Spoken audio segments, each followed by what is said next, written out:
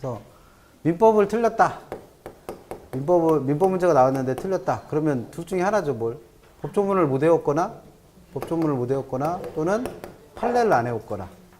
그냥 안 외워서 틀린 거예요, 민법은. 그래서 그 공부하시라고 할 때 개론하고 민법 중에 개론을 먼저 하시라고 하는 이유가 개론은 계속 반복해서 보다가 보면 이게 조금씩 어떻게 돼요? 외워져요. 그럼 그럴수록 그 외워지는 양에 따라 점수가 조금씩 어떻게 돼요? 올라가요. 근데 개론은 이해를 못하면 10번을 보든 100번을 보든 20번을 보든 이거를 이해 못한 상태에서 계속 똑같이 읽고 있다 그래서 문제가 책에는 그대로 나오는 게 아니잖아요. 그러니까 이해 자체를 못하면 아무리 많이 봐도 못 풀어요. 계속 문제는 나올 때마다 틀려요. 그래서 얘는 이렇게 하면 민법 선생님이 싫어하실 텐데 얘는 암기 과목인 거고 얘는 뭐가 필요한 거예요? 좀 이해가 필요해요. 그래서 어려워요. 그래서 개 중에는 되게 얄미운 분들 있죠. 학교는 공부 하나도 안 해. 근데 모의고사만 보면 70점 맞아. 그분들은 뭐예요? 그냥 수업 들으면서 아 저거 무슨 얘기인지 알겠는 거예요 다. 그럼 뭐하러 공부해요 그걸. 다 아는 얘기인데. 그러니까 공부 안 하고도 그러니까 그분들이 보기에는 공부를 하나도 안 하는 것 같은데 개론 점수가 되게 잘 나오는 거죠. 근데 이분들은 특징이 뭐예요? 민법 점수는 안 나와. 왜? 이해만 하기 때문에 안 해오서는 민법 예를 들어서 민법에서 뭐 반사회적 행위가 뭔지 103조 위반이 뭔지 이해했다. 그럼 문제 풀려요? 아니에요. 103조와 관련된 판례들을 엄청나게 외우고 있어야 풀어요. 그러니까 이해하는 거랑은 아무 상관없어요. 그래서 개론은 조금 어려워요. 어렵다고 하는 분들이 있어요. 그래서 이게 쉽다는 분도 있고 이게 쉽다는 분들이 있죠. 그 대부분은 뭐예요? 이게 쉽다고 하시는 거고 이게 어렵다고 하시는 거고 반대로 이게 쉬운 분들도 있죠. 그래서 개론은 되게 잘하는데 아 이렇게 민법 때문에 점수 안 나고 큰일 났어요. 이런 분도 가끔 있고 고쳐요. 그러면 개론은 공부하실 때 제일 좋은 방법은 처음에도 이런 얘기를 들었는데 무조건 개념 잡으세요. 외부 효과가 뭐예요? 꿀먹은 벙어리요. 광고 중에 그런 거 있죠. 10년 영어 공부했는데 10초도 말 못하면 당신은 뭐 왕초보. 뭐 벌써 외부 효과를 몇 번 들었는데 외부 효과가 뭐예요? 그랬는데 아무 말도 못해. 그럼 당신은 왕초보지 뭐. 그럼 못 풀어요 문제. 외부 효과가 뭔지도 모르는데 무슨 문제를 풀어. 그러니까 제일 먼저 중요한 건 뭐예요? 개념 잡으세요.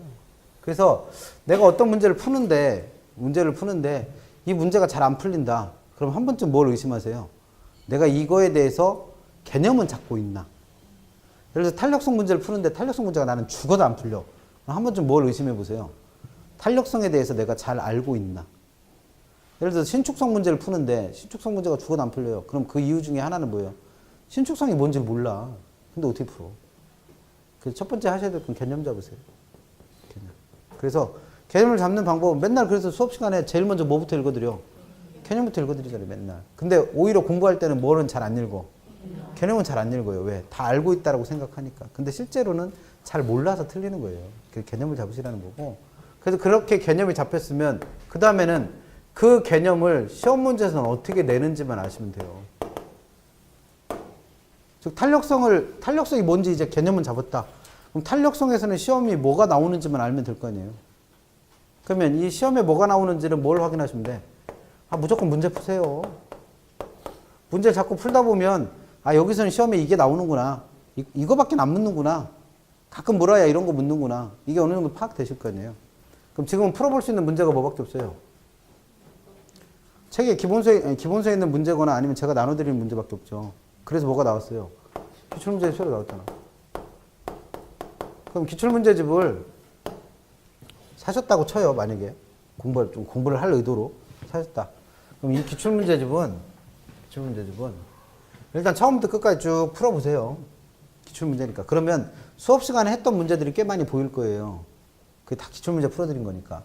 그러면 그 봤던 문제라고 해서 무조건 다 맞는다? 그건 아니겠죠. 맞는 문제도 있고 틀린 문제도 있을 거예요. 그럼 맞는 문제는 신경 쓰지 마세요. 맞았던 문제는 어떻게 다시 나와도 또 맞을 거예요, 아마.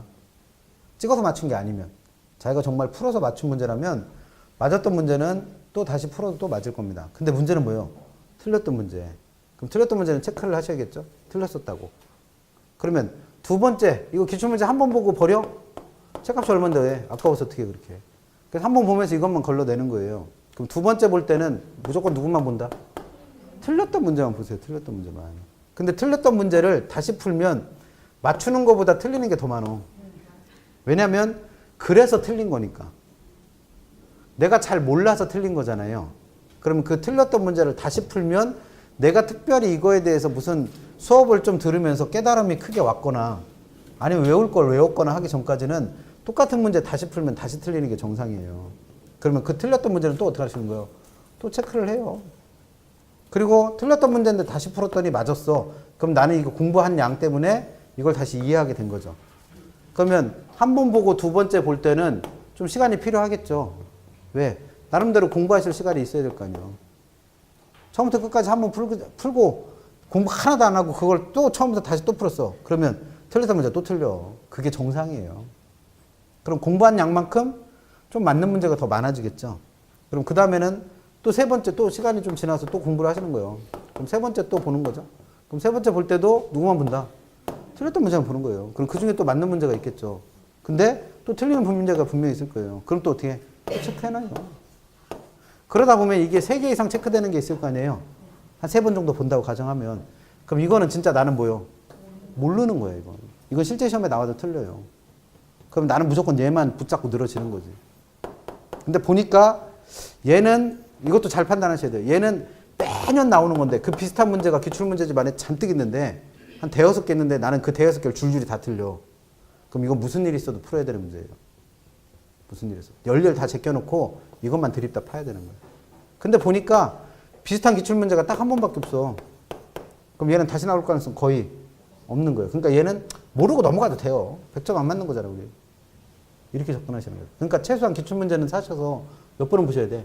최소한 3번은 보셔야 돼. 언제까지? 새 문제집이 나오기 전까지. 그럼 새 문제집은 언제 나와요? 7월에 나올 거 아니야. 그럼 7월 전까지 기출문제를 3번 보려면 4월 벌써 4월 됐죠? 5월에 한 번, 6월에 한 번. 그럼 최소한 한 달에 한 번씩은 보셔야겠네. 그렇게 하는 거예요.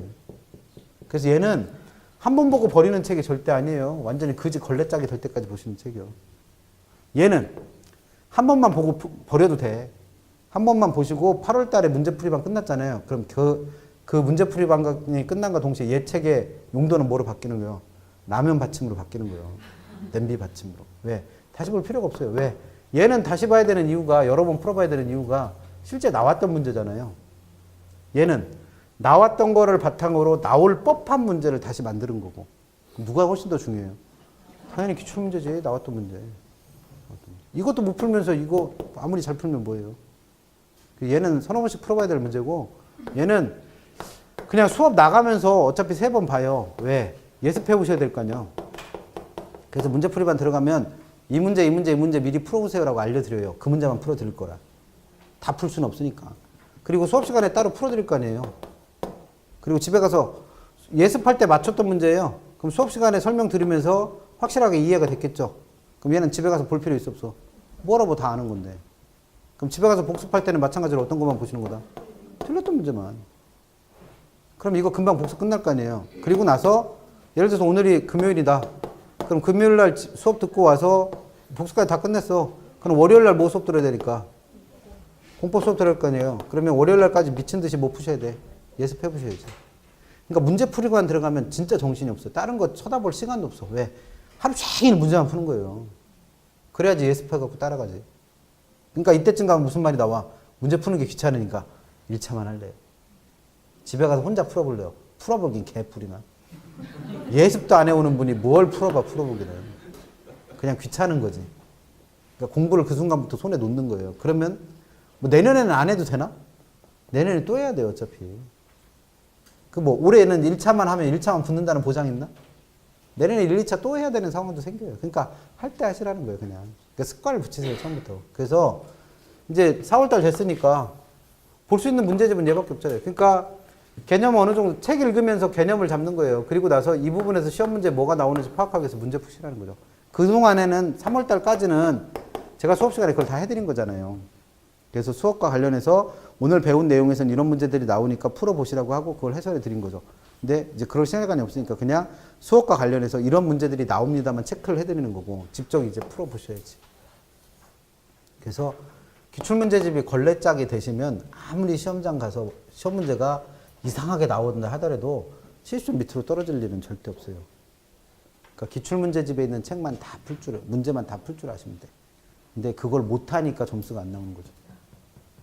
그래서 하세요, 그거. 그래서 뭐, 어떻게 공부해야 될지 모르겠어요. 어떻게 공부해야 될지 모르겠어요. 라는 말은 결국 뭐예요? 공부하기가 싫어요. 그 얘기죠. 그래서 그렇게 하시면 됩니다. 그렇게 하시면. 아니, 그 마음은 이해해요. 저도 뭐 요즘에 논문 쓰느라 죽겠는데, 뭐 저도 밥벌이 하느라 바쁘고 애랑 놀아주기 바빠 죽겠는데, 뭐 맨날 대학원 가면 지도 교수님한테 맨날 깨져요, 맨날. 갈 때마다 욕 먹어. 그래서 갈 때마다 아주 그냥 배불러 죽겠어요. 욕을 하도 처먹어갖고. 그래서 깨지는데 할 수 없어요. 사는 게 바쁜데 어떻게 해. 그래서 뭐 그러려니 하는 거죠. 그래서 날만 뭐 잠을 줄이는 거밖에 없죠. 그래서 이번 주는 갔더니, 어제는 갔더니 하시는 얘기가 하루에 몇 시간 주무세요? 이렇게 물어보더라고. 그래서 아, 이거 무슨 수험생도 아니고 고3 수험생도 아니고 그랬더니 잠을 줄이세요. 주무시지 마세요. 그렇게 얘기하던데. 그 얘기 듣고 충격 먹었어요. 292페이지 갑니다. 그래서 이거 안 되면 어떡하세요? 잠이 와요? 잠이 와요? 욕을 그렇게 쳐드시는데 잠이 와?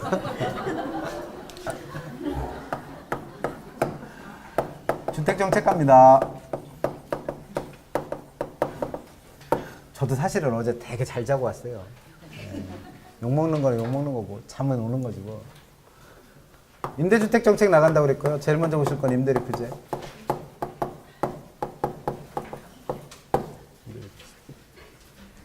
임대료 규제에서는 공부하실 거 제일 먼저 개념 공부하세요. 개념. 근데 이 개념과 관련해서 293페이지 가시면 참고에 가격통제제도라는 게 있죠. 그래서 임대료 규제가 일종의 가격통제제도인데 이 가격통제제도에는 종류가 두 개 있다는 거예요. 가격통제제도의 종류가 두 가지. 그래서 원래 가격은 어떻게 만들어진다? 우회하는 소곡선과 우세하는 공곡선이 교차하는 점에서 균형을 이루고 그때 균형가격과 그때 균형량이 만들어지는데 정부에서 가격을 통제한다는 얘기는 이 균형 가격이 정부 입장에서 봤을 때는 별로 마음에 안 드는 거죠. 근데 그 마음에 안 드는 이유가 정부에서 생각하는 것보다 가격이 어때서 지나치게 낮아서 문제일 수 있습니다. 그러면 얘가 지나치게 낮다고 판단될 땐 정부 내에서는 어떤 행동을 하는 거예요? 이 가격을 인위적으로 올려요. 그래놓고 그 밑으로 가격을 낮출 수 없게 제한하기도 합니다. 이런 대표적인 게 편의점 사장님인 수요자와 알바생인 공급자 간의 합의를 통해서 만들어진 시급이 5,000원이다. 근데 이게 너무 싸다라고 판단한 정부에서는 이 시급을 최소한 10,000원은 줘라 라고 가격을 올려버리고 그 밑으로 받는 사람들은 다 감옥에 집어넣고 20년쯤 살리는 거죠. 그런 게 우리가 말하는 뭐예요? 최저임금제와 같은 최저가격제입니다. 그럼 최저가격제는 가격이 뭘 정한 거예요? 하한선을 정한 거예요. 더 밑으로 떨어지지 못하게. 근데 우리가 배우는 임대료 규제는 가격이 너무 싸서 문제가 아니라 뭐예요? 너무 비싸서 문제예요. 그래서 이 가격이 지나치게 비싸니까 그 다음에 정부가 할 행동은 어떻게 해요? 가격을 인위적으로 낮춰요. 그래서 그 낮춘 가격 이상으로 올려받는 걸 제한하는 거죠. 그래서 이런 가격제를 최고가격제 또는 가격 상한제라고 부릅니다.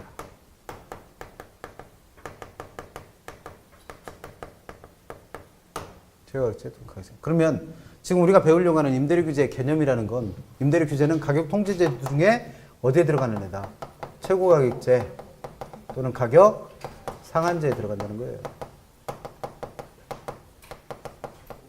그럼 이거 가지고 시험 문제 낼 때는 우리 책에 292페이지 보시면 개념에서 니은번 임대료 규제는 시장에서 자유롭게 결정되는 가격을 무시하고 정부가 의도적으로 가격을 어떻게 한 거예요? 가격을 의도적으로 어떻게 한 거다? 낮춘 거예요, 낮춘 거. 제일 중요한 말이 빠졌어요, 거기에. 정부가 의도적으로 가격을 어떻게 했다? 낮췄어요, 낮췄어. 그래서 그 낮춘 일정 수준 가격 이상으로 임대료를 부과할 수 없도록 제한하는 게 뭐다? 임대료 규제입니다. 그래서 얘도 일종의 뭐다? 최고가격제 또는 가격 상한제입니다.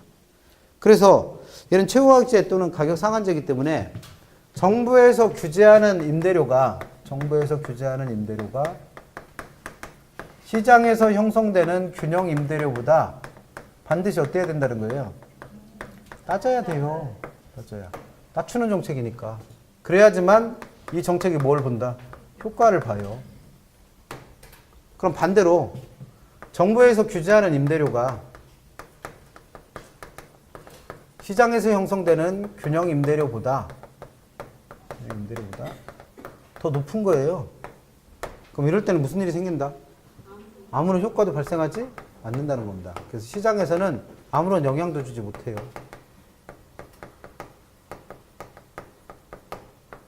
그래서 시험 문제 물을 수 있는 첫 번째가 요겁니다.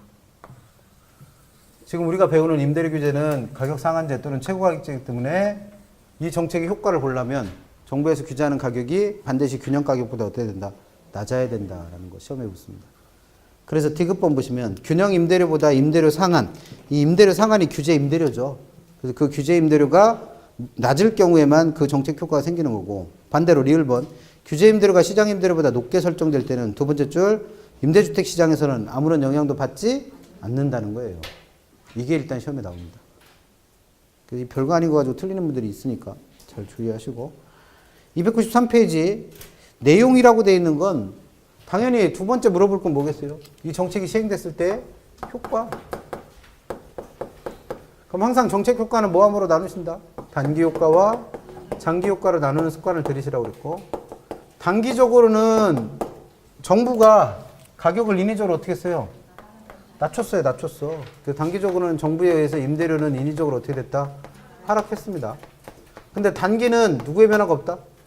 공급의 변화가 없다고 그랬죠? 공급이 불변인 거예요.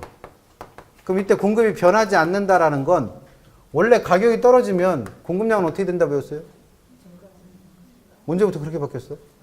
가격이 떨어지면 공급량은 감소한다고 배웠어요. 감소. 근데 불변이라는 얘기는 공급이 감소하지 않는다는 얘기죠. 가격이 떨어지는데 어떻게 공급량이 늘어요? 수요자도 아니고. 공급량은 늘어나죠, 늘어나. 근데 단기니까 공급이 어떻게 하지 않는다? 감소하지 않는다는 얘기입니다. 그럼 이걸 우리가 알아듣는 말로 번역해보자는 얘기예요. 이걸 우리가 알아듣는 말로 번역해보자. 전세값이 똑같은 아파트인데 10억 하던 거 있어요. 그러니까 너무 비싸. 그래서 정부에서 이 임대료를 1억으로 확 낮춰놓고 그 1억 이상 받는 애들은 감옥에다 쳐놓고 몇십 년씩, 20년씩 살리겠다 이렇게 한 거예요. 그럼 가격은 얼마까지 떨어진 거예요? 1억까지 떨어진 거예요. 근데 뭐는 줄지 않았어요? 임대주택의 양, 전셋집 개수는 줄지 않았어. 그러면 임차인들은 집 구하기가 더 어려워진 거예요? 쉬워진 거예요? 어려워진 분들이 10억짜리 가서 사세요. 나는 1억 가서 살 거예요. 그래서 그만큼 임차인들은 집 구하기가 쉬워졌다 어려워졌다? 쉬워진 거예요. 웃긴 분들이요. 전세 살아요? 1억짜리 들어가는 게 편해? 10억짜리 들어가는 게 편해? 그러니까 여기 들어가는 분이 있잖아 지금. 이게 더 편하다는 분이 있네. 그럼 이분들 여기 들어가서 사세요. 돈이 없어갖고 여기만 들어갈 거예요. 이거 왜 하는 거예요? 임대료 규제를 왜 하는 거예요? 정부에서 할 일 없어갖고? 네? 할 일 없어서 선거철 되니까 하는 거야? 가 아니라 뭐예요? 돈이 없어서 집을 못 구하는 임차인들 집 구하라고 하는 거예요. 집 구하라고. 그럼 이 사람은 기본적으로 뭐가 없는 거예요? 돈이 없어요. 근데 10억짜리 어떻게 들어가? 그래서 가격을 이만큼으로 낮춰주니까 이 사람들은 집 구하기가 그만큼 어떻게 된 거예요? 편해진 거예요. 왜? 전세 물량에는 변화가 하나도 없어요. 천안 시내에 있는 전세 물량은 똑같아. 근데 전세값이 반토막 났어. 그럼 전세 사는 사람들 입장에서는 그만큼 좋아진 거예요? 나빠진 거예요? 당연히 좋아진 거예요. 그게 단기 효과예요. 단기 효과.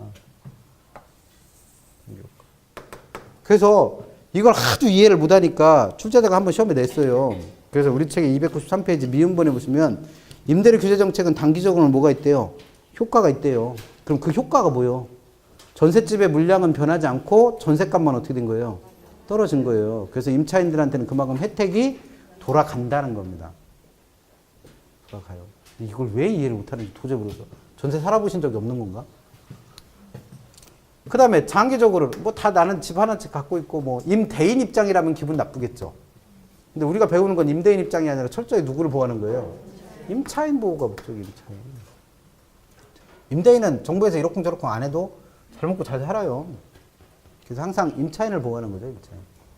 장기적으로는 가격이 떨어졌으니까 드디어 누가 변한다? 공급이 변하겠죠. 그래서 공급량이 어떻게 돼요? 감소할 거예요. 근데 이 공급량이 감소하는 이유는 임대주택 시장이 이 모양 이 꼴이면 사람들은 임대주택업 판다 안 한다? 안 할 거 아니에요. 그래서 신규 투자가 감소해요. 그리고 기존에 있던 기존에 있던 임대인들도 자기가 가지고 있는 집을 부셔버릴 수는 없잖아요.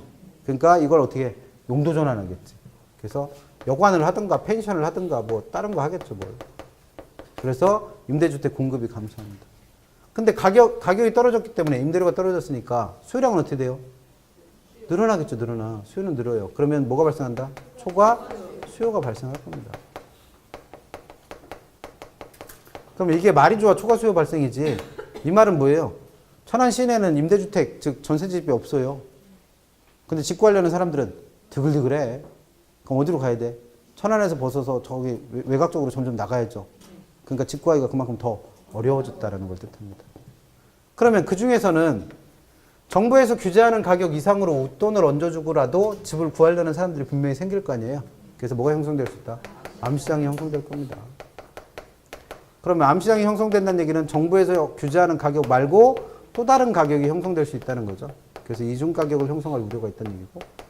그 다음에 가격이 떨어지면 당연히 그 임대주택의 질도 떨어지게 나름이에요.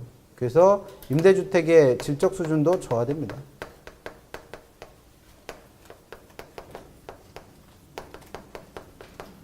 그래서 결국에는 저소득층 임차인들은 집 구하기가 더 어려워졌으니까 내가 원하는 곳으로 원하는 시기에 이사 간다 못 간다? 못 가요. 그러니까 그냥 집주인 눈치 잘 봐가면서 그냥 그 집에서 눌러 사는 거죠, 뭘. 그래서 저소득층의 뭐까지도 주거 이전까지도 제한하는 결과를 가져온다라는 거죠. 그래서 맨날 시험에 요놈의 장기 효과만 내니까 임대료 규제 정책의 효과는 이거밖에 없는 줄 아신다고. 근데 얘가 중요한 건 맞아요. 근데 이 정책을 시행하는 주 목적이 뭐니까 임차인을 보호하는 거니까 단기적으로는 임차인을 보호하는 혜택도 있다라는 겁니다. 이것만 안 잊으시면 돼요. 시험 문제 제일 많이 물은 건 장기 효과 5가지. 얘는 그냥 줄줄줄 나올 수 있게 외워두세요. 그래서 임대료 규제 시행하면 5가지 효과. 공급 감소한다. 초과수요 발생한다. 암시장 형성된다. 질적 수준 떨어진다. 그래서 집 구하기가 더 어려워지니까 주거 이전까지 제한을 받는다는 외우셔야 될 겁니다. 그러면 이제 이게 시험에 주로 나오는 거예요. 이 2가지가. 2가지가 시험에 나오는 거고. 보니까 이 정책은 역효과가 많단 말이에요. 장기적으로. 그럼 그 역효과를 해소하기 위한 대책 같은 게 필요하겠죠. 그래서 첫 번째, 만약에 주택의 임대료가 너무 비싸서 임대료를 규제해야 될 상황이 되면 그 임대료 규제는 어떻게 해라? 단기적으로만 시행하라는 거예요.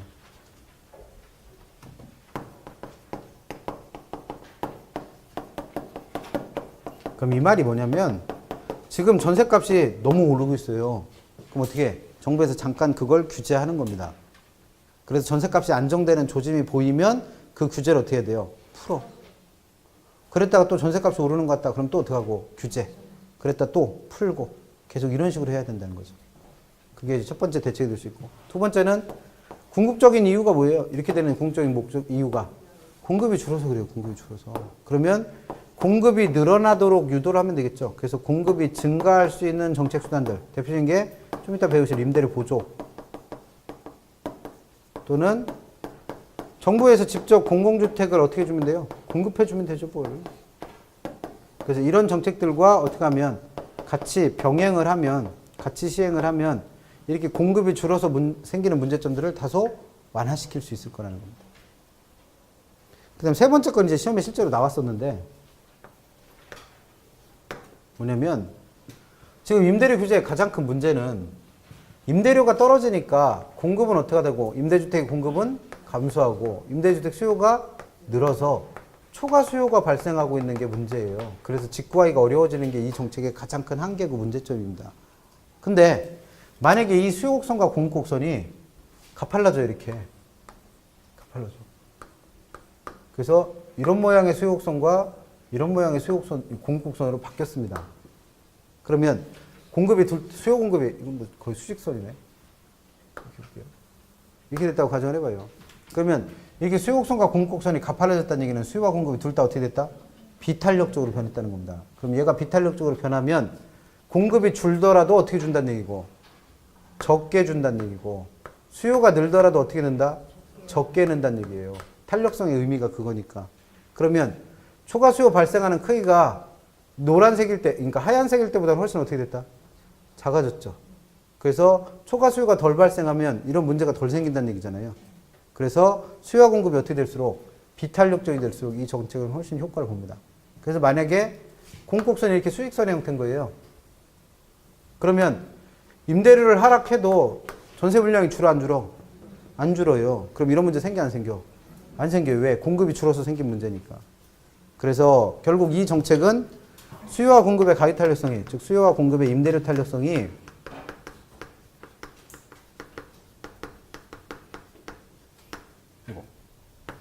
어떻게 될수록 비탄력적일수록 이 정책을 시행하는 게 훨씬 효과를 본다는 거죠.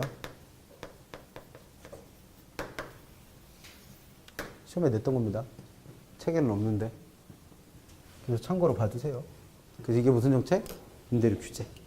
그래서 책에 294페이지에 보시면 단기 효과와 장기 효과 설명만 해놨죠. 그래서 책에서는 딱 그 효과까지만 써놨어요. 그 뒤에 얘기는 하나도 없으니까 참고로 써놓으시고.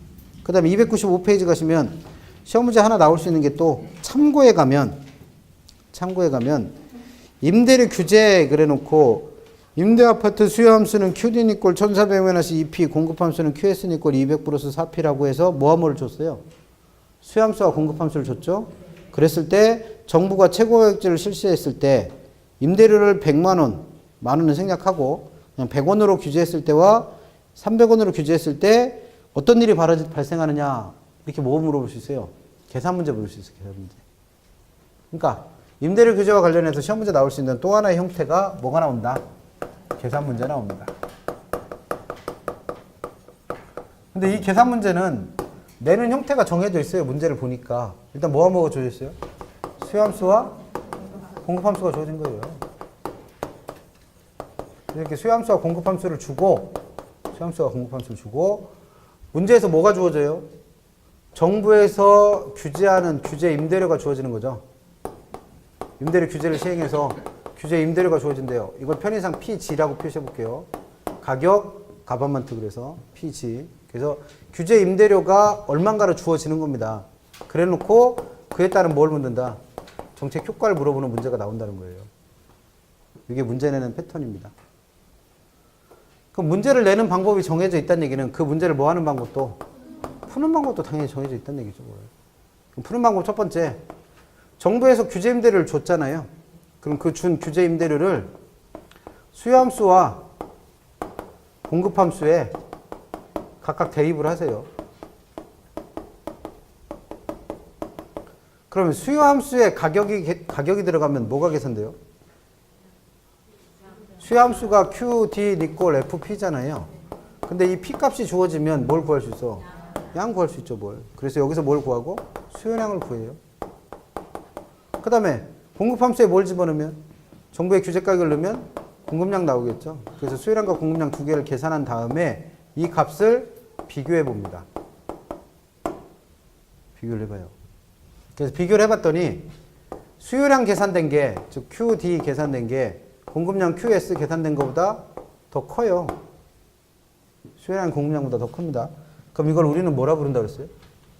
초과 수요라 부른다 그랬어요. 그럼 초과 수요는 어떨 때 발생하는 거다? 가격이 균형 가격보다 낮을 때. 그러면 이게 이렇게 되는 상황이 발생한다는 얘기는 정부에서 규제하고 있는 가격이 얼마인지는 모른단 말이에요. 왜? 균형 가격을 우리는 구할 거 아니니까. 그러면 얼마인지는 모르는 균형 가격보다 어디에 있다는 얘기예요? 더 밑에 있다는 얘기예요. 그럼 아까 얘는 최고 가격제라고 했기 때문에 규제 임대료가 균형 임대료보다 낮아지면 정책 효과가 발생한다고 그랬죠. 아까 여기서 규제 임대료가 균형 임대료보다 낮아지면 정책 효과가 발생한다고 그랬어요. 그러면 이 정책 효과 중에 얘가 만약에 주관식 시험이면 정책 효과 저걸 다 써놓으면 돼, 그냥. 주관식 시험이면. 근데 우리는 뭘 물어보니까 객관식으로 물어보고 계산 문제 물어본다 했으니까 계산 문제를 물어볼 건 뭐밖에 없어요. 초과 수요가 도대체 몇 개가 발생하느냐를 시험 문제 물어요.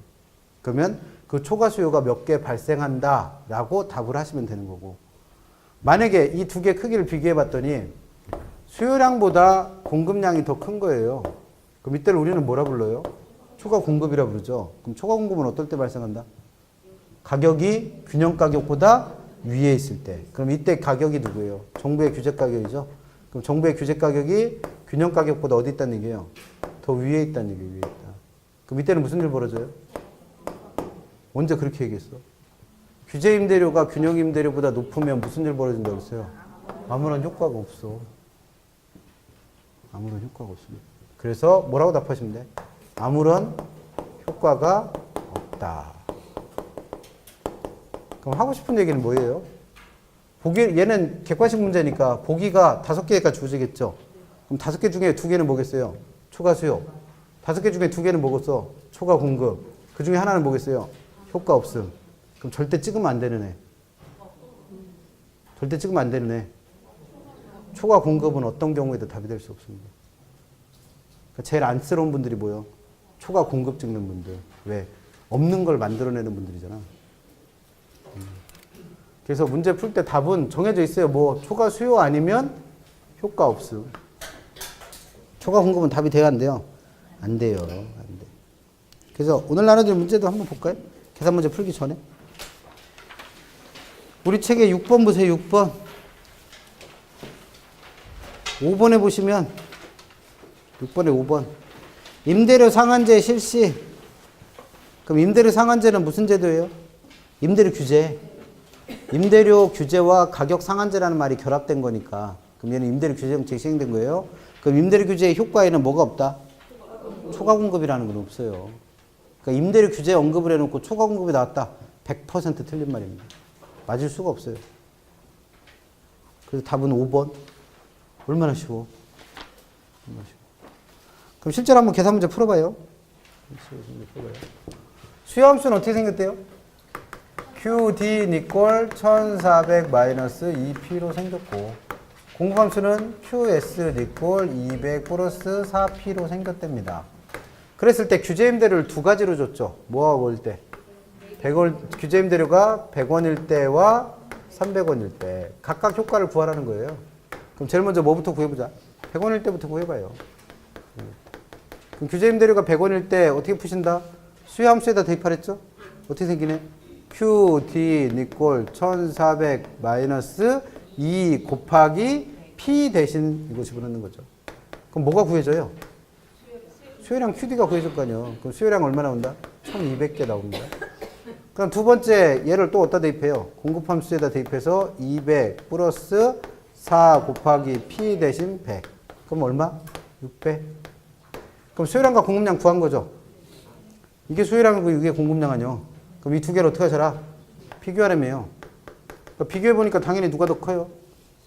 수요량 1200이 더 큰 거죠. 그럼 이게 뜻하는 바는 뭐다? 정부의 규제 가격 얼마가 100원이 균형 가격은 얼마예요? 몰라, 안 구해봤으니까. 몰라요, 정상이요. 이건 하도 우리가 많이 풀어봐서 아는 거고, 균형 가격은 얼마예요? 몰라요. 그러니까 이 균형 가격이 얼마인지는 모르지만 이 규제 임대료가 균형 가격보다 어디에 있다는 얘기다? 밑에 있다는 얘기, 밑에 있다. 그럼 이때는 뭐가 발생해요? 정책 효과인 초과 수요가 발생하고, 초과 수요라는 거의 뜻이 뭐예요? 수요량이 공급량보다 더 많은 거. 그럼 이때 초과 수요량은 몇 개요? 수요가 더 많은 개수 찾아보면 될 거 아니에요? 몇 개? 600. 1200에서 600 빼면 얼마 나와? 600. 수요가 몇 개 초과된 거예요, 지금? 600개가 공급량이고, 수요량이 1200개면 수요가 초과된 양은 몇 개? 모르겠어요. 두 번째, 한국 분들인데 한국말을 잘 몰라서 그런 거니까. 두 번째, 이 규제 가격 얼마를? 300을 어디다 대입하라는 거예요? 또 수요함수에 대입해요. 어떻게? QD 니꼴 1400 마이너스 2 곱하기 P 대신 300. 얼마 나와요? 800 나오네, 800. 그 다음 이걸 어디다 대입한다?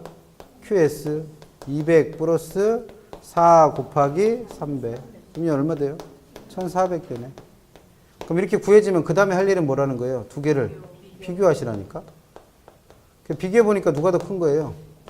공급량이 더 커요. 공급량이 1400이니까. 그럼 얘가 뜻하는 바는 뭐예요? 정부에서 규제하는 가격 얼마가 300원이 얼마인지는 모르겠지만 균형 가격보다 더 어디에 있다? 위에 있다는 얘기, 위에 있다. 그러니까 이 시장에서는 무슨 일 벌어져요? 아무런 효과가 없습니다. 그러니까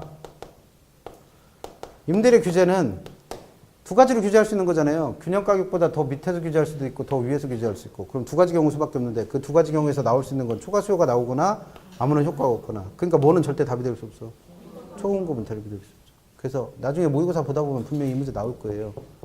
기출문제 풀다 보면 분명히 나올 거고. 제일 안쓰러운 분이 누구라고요? 초과 공급 찍는 분들. 어디 가서 저한테 배웠다는 얘기 절대 하지 마요. 서로 창피한 일이요. 이건 답이 될 수 없습니다. 이렇게까지 얘기했는데 분명히 이거 찍는 분 나옵니다. 이거 진짜 찍는 분 있어요, 실제로. 절대 찍지 마세요. 그 다음에 296페이지 가셔서, 그러니까 임대료 규제에서는 두 가지를 기억하세요, 무조건. 얘는 최고가격제 또는 가격 상한제다. 그래서 정부에서 규제하는 가격이 균형 가격보다 낮을 때만 정책 효과가 발생하고, 그렇지 않으면 정책 효과 없다. 이것만 기억하시면 되는 거고. 그 다음에 그때 정책 효과, 단기 효과도 기억해 주세요. 근데 장기 효과가 제일 중요하니까 그거 기억하시고. 계산 문제는 자주 안 내요. 왜? 다 맞을까봐. 다 맞을까봐. 푸는 방법이 대단하게 어려운 문제는 아니라서 자주 등장은 안 합니다. 그 다음에 공부하실 건 이제 두 번째, 임대료 보조죠, 임대료 보조.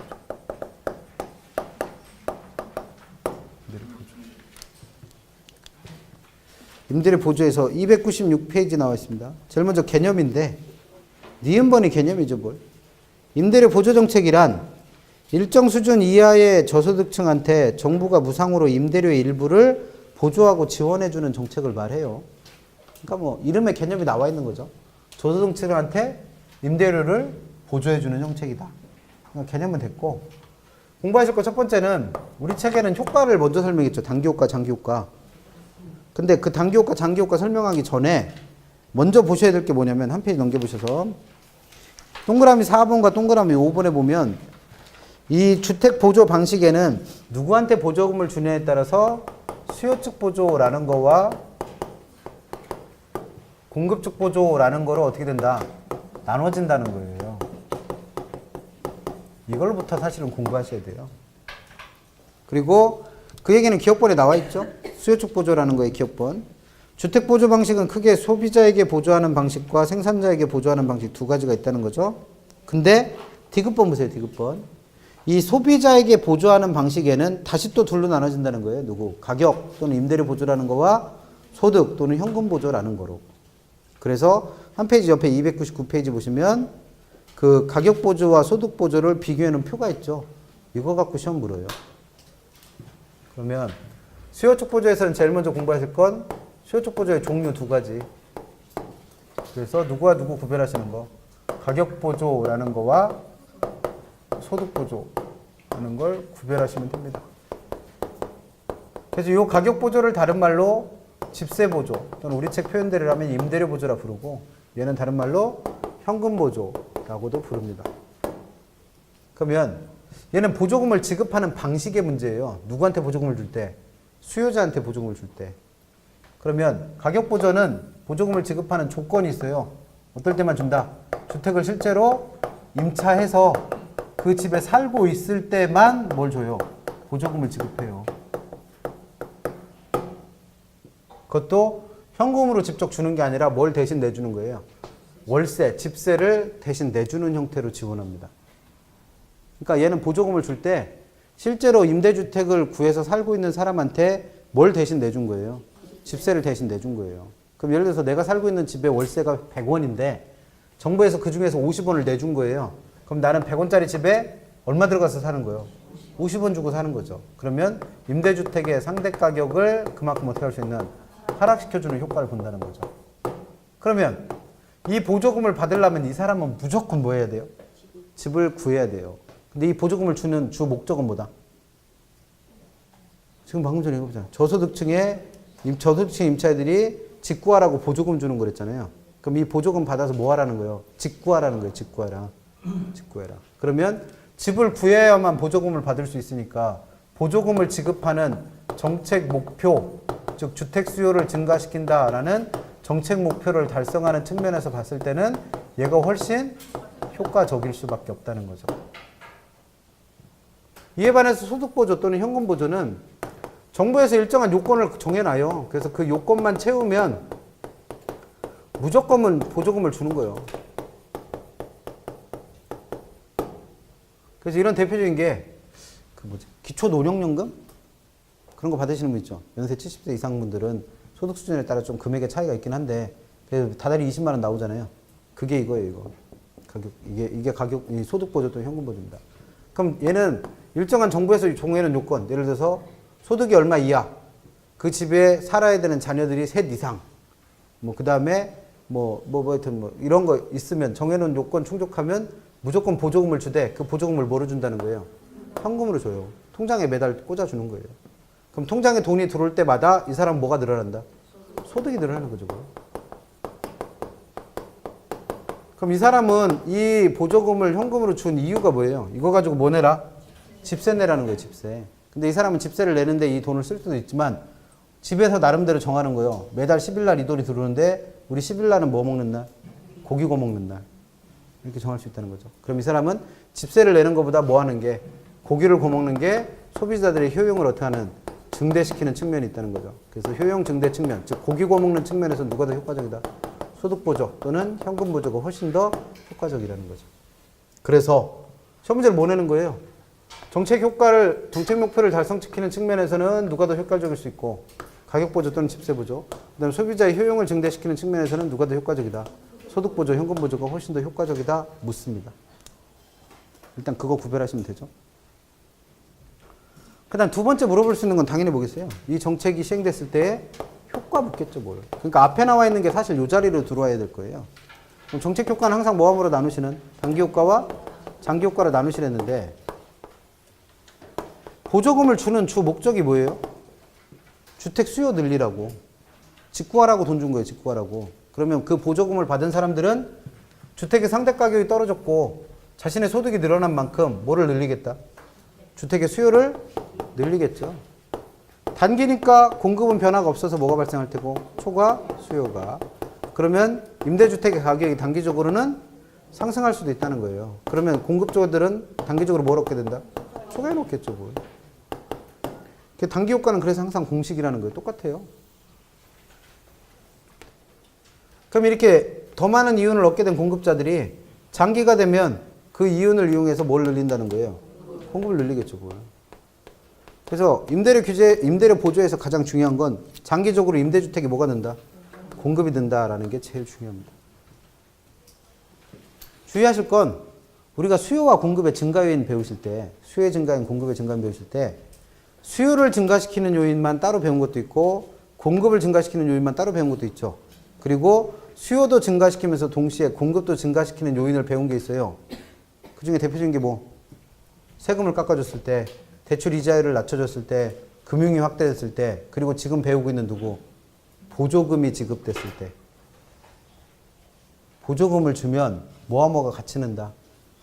수요도 늘고 공급도 늘어요. 그래서 단기적으로는 수요가 늘지만 장기적으로는 뭐도 늘어요? 공급도 늘어요. 시험 문제 이거 냅니다.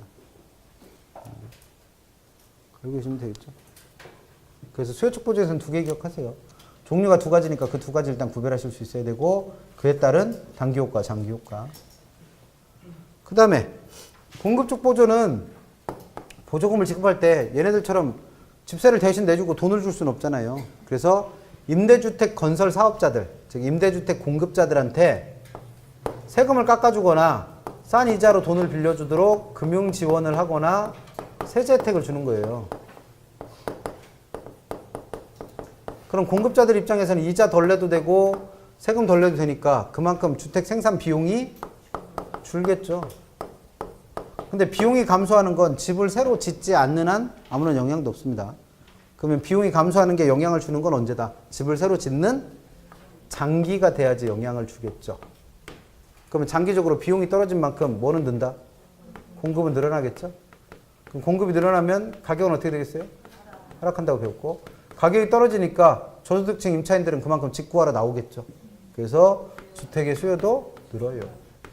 그래서 시험 문제 물어볼 수 있는 거 정책이 효과를 보는 과정 묻습니다. 정책의 효과가 발생하는 과정. 그래서 이 얘기는 우리 책에도 있으니까 됐고 하나만 더 챙기실게. 똑같이 보조금을 주는데 가격을 안정시키고 싶은 거예요.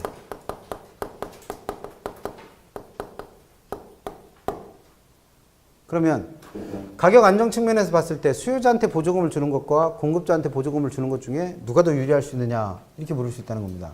그럼 가격 안정 측면에서 봤을 때는 수요자한테 보조금을 주면 뭐부터 늘기 때문에 수요부터 늘기 때문에 가격이 올라버려요.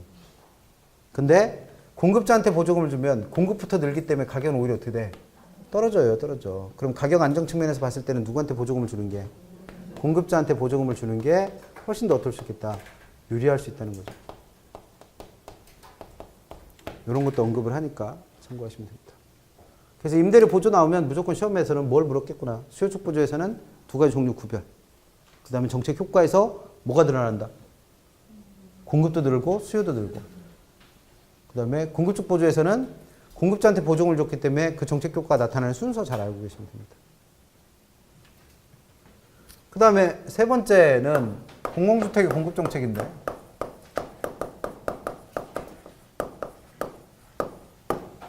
공공주택 공급. 여기서 공공주택은 기본적으로 임대주택 정책이니까 임대주택이겠죠. 그래서 개념 보세요. 개념. 의의에서. 기억번. 두 번째 줄. 이러한 문제를 해결하기 위하여 정부가 사적시장의 주택, 이걸 우리는 줄여서 사적주택이라 부를 거예요. 사적주택. 그래서 사적주택과 품질이 비슷한 공공임대주택을 직접 건설할 수도 있습니다. 또는 이걸 매입해서 공급할 수도 있어요. 그러니까 공공임대주택은 새로 짓는 것만 있는 게 아니라 뭐예요? 좀 노후화된 임대 잘 안 되는 주택이 있으면 정부에서 이걸 어떻게 해요? 매입을 해요. 그래서 그걸 공공임대주택으로 공급할 수도 있다는 거죠. 그래서 공공임대주택을 신축하거나 또는 매입을 해서 시장 임대료보다 훨씬 어떻게 저렴한 가격으로 공급해 주는 걸 공공임대주택 공급이라 부릅니다. 그럼 얘는 개념적으로 그림을 설명하면 이런 거죠, 뭘? 공공임대주택 공급정책의 개념은 원래는 누구만 있던 주택시장에 사적주택만 있던 주택시장에 이거랑 품질이 비슷한 정부에서 뭘? 공공주택을 훨씬 저렴하게 어떻게 한다는 거예요? 공급을 한다는 거예요. 물론 새로 지어도 되고 매입을 해서. 그러면 여기 살던 사람들은 자기가 살던 집보다 월세도 훨씬 싸고 전세도 훨씬 싼 새 집이 생긴 거예요. 그럼 어떻게 해? 이사 가겠네. 그럼 일로 이사 오는 사람들은 전에 살던 데보다 임대료가 그만큼 어떻게 된 거예요? 싸진 거죠, 뭘. 그래서 주택을 구하기가 그만큼 쉽게 유도하는 게 뭐다? 공공주택 공급정책입니다. 그러면 이건 이제 개념이고 시험 문제 물을 건 효과예요, 효과. 그럼 정책 효과는 항상 뭐하고로 나누시는? 단기 효과와 장기로 효과로 나누는 건 이제 뭐 당연한 얘기가 됐고. 근데 여기서는 주택시장이 크게 둘로 나눠지죠. 무슨 시장과 무슨 시장과? 사적주택과 공공주택시장으로. 그게 이 문제의 포인트예요. 단기적으로 사적주택에서는 무슨 일이 벌어지고 또 정부에서 공급한 공공임대주택에서는 무슨 일이 벌어지는가. 마찬가지로 장기적으로도 사적임대주택에서는 무슨 일이 벌어지고 또 정부에서 공급한 공공주택에서는 무슨 일이 벌어지는가를 구별해서 알고 있는지 물어봅니다. 그러면 사적주택에서는 무슨 일이 생긴 거예요? 여기 살던 사람들이 어디로 이사가 버렸으니까 공유주택으로 이사 갔으니까 이만큼 빈집된 거잖아요. 그러면 사적주택에서는 사적주택에 대한 수요가 그만큼 어떻게 됐다? 감소한 거죠. 그럼 이만큼이 빈집으로 남아돌면 사적주택은 그만큼 임대료를 어떻게 해주겠어요? 낮춰주겠죠, 뭘. 가격을 낮출 겁니다. 그럼 결국 여기 남아있는 사람도 전에보다는 월세를 덜 내도 되니까 그만큼 뭐예요? 혜택 보고 있는 거죠. 당연하게 공공주택은 얘보다 훨씬 어떻게 해? 저렴한 임대료로 공급을 했으니까 당연히 이 동네 이사한 사람도 당연히 혜택을 볼 테고. 그래서 단기적으로는 사적 임차인이나 공공주택으로 임지한 임차인이나 둘 다 뭘 본다? 혜택을 본다는 거예요. 근데 장기가 되면 공급자들 입장에서, 즉 임대인들 입장에서 이만큼은 빈집인데 그걸 남겨둘 이유가 없죠. 이거 어떻게 한다? 부셔버릴 수는 없으니까 용도 전환 등을 통하여 공급을 줄여버려요. 그래서 빈집된 만큼 뭐가 줄어버린다? 임대주택의 공급이 감소합니다. 그러면 수요가 줄었던 만큼 공급도 줄었으니까 임대료는 어떻게 되겠어요? 원래 상태로 다시 회복이 되겠죠. 원래 상태로 회복되는 걸 우리는 뭐라 부른다 그랬어요? 불변이라 부른다 그랬어요. 그러면 사적 주택에 남아있는 이 임차인들은 여전히 싼 임대료를 내고 살고 있다? 아니죠. 그래서 장기가 되면 사적 주택에 있는 임차인들은 더 이상 혜택이 없어져 버립니다. 근데 그러거나 말거나 공공주택에 있는 사람은 여전히 임대료가 어떠니까? 싸니까. 장기적으로는 누구만 혜택 본다? 공공임대주택으로 이주한 사람만 장기적으로도 계속 혜택을 보는 거죠. 구별되잖아요, 두 개가? 시험에서 내겠죠, 뭘. 그 다음에 여기서 이제 더 기억하셔야 될 게 세 번째. 이거 사실 이해하기가 제일 쉽지 않은데, 장기적으로 봤을 때 시장 전체 주택량의 문제예요. 시장의 전체 주택량. 그럼 장기적으로는 이 전체 주택량이 어떻게 된다? 얼핏 생각하면 공공주택을 지어줬으니까 전체 주택량은 늘어났다라고 생각하기가 쉽다는 거죠. 근데 그 공공주택 지어주는 만큼, 공공주택이 공급되는 만큼 뭐가 줄어요? 사적 임대주택의 양이 줄어요. 그럼 늘은 만큼 줄었으니까 장기적으로 봤을 때 전체 주택량에는 변화가 있다 없다? 없습니다. 이거 생각해내기가 되게 어려워요. 왜? 아니, 공공주택 공급했다며. 근데 왜 불변이요? 공급한 만큼 어떻게 됐기 때문에? 사적주택이 줄어서. 그 다음에 똑같은 임대주택인데 왜? 품질이 비슷하다고 그랬으니까. 똑같은 임대주택인데 얘는 어때요? 비싸고 얘는 싸고. 그럼 임대주택에 대한 뭐가 형성됐다? 이중가격이 형성된 거죠. 뭐 묻는지만 파악하시면 돼요. 왜? 1년 내내 신나게 틀릴 문제들이기 때문에 자꾸 틀리다 보면 뭐가 시험에 나오는지 어느 정도 감이 잡히는 순간 그 다음부터 맞추겠죠. 그러면 나눠드린 문제 좀 볼게요. 그래서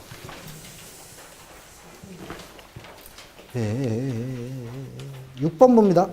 답은 아까 체크해 드렸는데 6번. 임대주택 정책에 관한 설명으로 틀린 것 1번 장기 공공임대주택은 그럼 이건 무슨 정책이에요? 정책의 이름 공공주택 공급정책이에요. 그럼 공공주택 공급정책이란 공공부분이 시장 임대료보다 훨씬 싼 수준의 임대주택을 공급하는 걸 말하죠. 그럼 얘는 개념 물은 거죠. 그럼 1번은 맞았고 2번 임대료 규제 이거잖아 이거. 그럼 생각나야 될 거 최고가격제라는 게 생각나거나 효과. 그럼 효과 5가지 무조건 외우셔야 돼.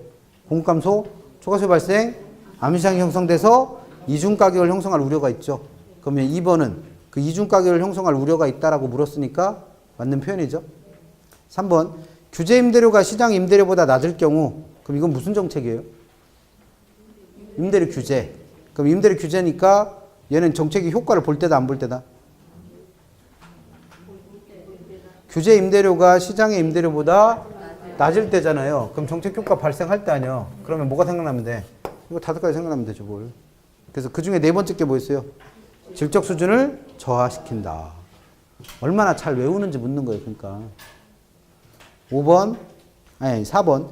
임대료 보조는 임대료를 보조받는 만큼 임차인의 부담이 줄죠. 당연한 얘기 한 거고. 5번. 임대료 상한제. 이것도 무슨 제라고요? 무슨 정책? 임대료 규제. 그럼 임대료 규제의 정책 효과에는 뭐가 없다? 초과 공급이라는 건 없어요. 그래서 답은 5번. 그 다음에 8번. 다음은 공공주택의 공급 및 임대료 보조금의 지급에 대한 설명입니다. 틀린 것. 1번. 수요가 비탄력적일 때 임대료 규제의 필요성이 제기되며 그 수요가 비탄력적일수록 임대료 규제의 효과는 더 어떻게 된다? 효과적이라고 그랬죠? 네. 수요와 공급의 가이탈이 비탄력적일수록 초과 수요가 덜 발생하기 때문에 이 정책의 효과는 더 커집니다. 근데 2번. 수요와 공급이 모두 장기적으로 탄력적으로 변함으로 이게 맞는 말이에요? 틀린 말이요? 왜 틀려요? 수요가 장기가 되면 탄력적으로 변한대요. 왜? 수요가 탄력적이냐 비탄력적이냐는 뭘 갖고 판단하셔라? 수요가 탄력적이고 비탄력적이고 판단하는 기준. 대체주사 안 배웠어요? 책 피세요. 기억 안 나면 펴야지 뭘.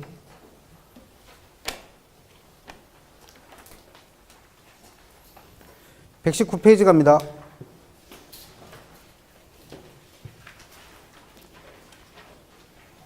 미음번에서 수요의 가이탈성 크기의 결정 요인 누가 제일 중요하다? 대체수. 그래서 뭐라고까지 써드렸어요? 이러이러한 게 발생을 해서 수요가 보다 탄력적이 된다 또는 보다 비탄력적이 된다라고 하면 그 이러이러한 말을 무조건 누구랑 연결해라? 저한테 안 배웠구만 다들.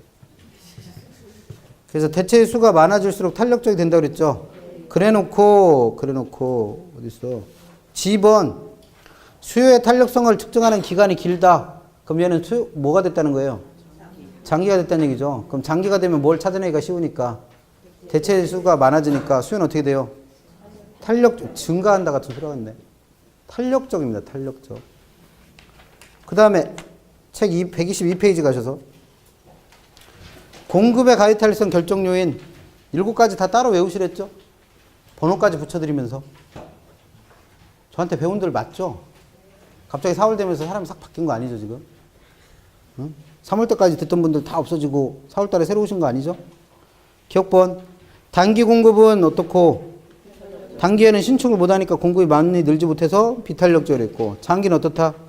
탄력적이다. 지금 뭐 하려고 이거 보고 있는 거예요? 뭐 하려고? 8번에 2번 가셔서 지금 눈으로 직접 그대로 확인하셨잖아요.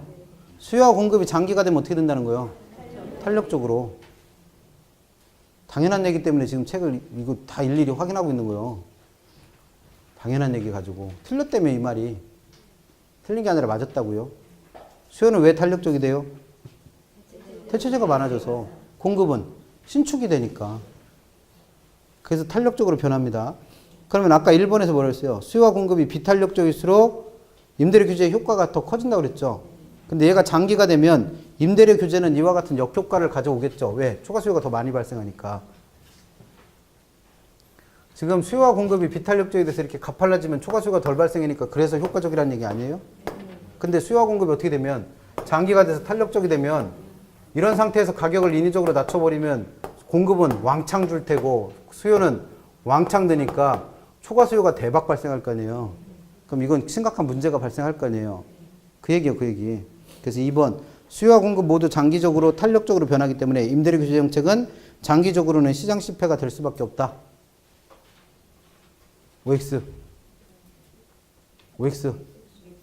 X예요, X. 왜? 지금 시장 실패 개념이 뭐예요? 방금 전 시간에 배웠던 시장 실패. 경제활동을 시장에 맡겨놨을 때 자원 배분이 효율적이지 못한 걸 시장 실패라고 불렀죠. 근데 지금 이걸 시장에 맡겨놓은 거예요? 정부가 개입을 했잖아요, 뭐로. 임대료 규제라는 방법으로. 그럼 이와 같이 정부의 시장 개입이 사회적 후생 소실을 발생시킨 거죠. 이걸 뭐라 불러요? 정부 실패라고 부릅니다. 정부 실패. 그래서 얘는 시장 실패가 아니라 뭐예요? 정부 실패. 다음 달엔 알겠죠, 뭐. 3번. 민법 열심히 하세요. 민법에서 80점 맞으면 돼. 민법에서 80점 맞으면 돼. 개론은 몇 점만 맞고? 40점 맞으세요. 지금 같아서는 40점도 걱정인데.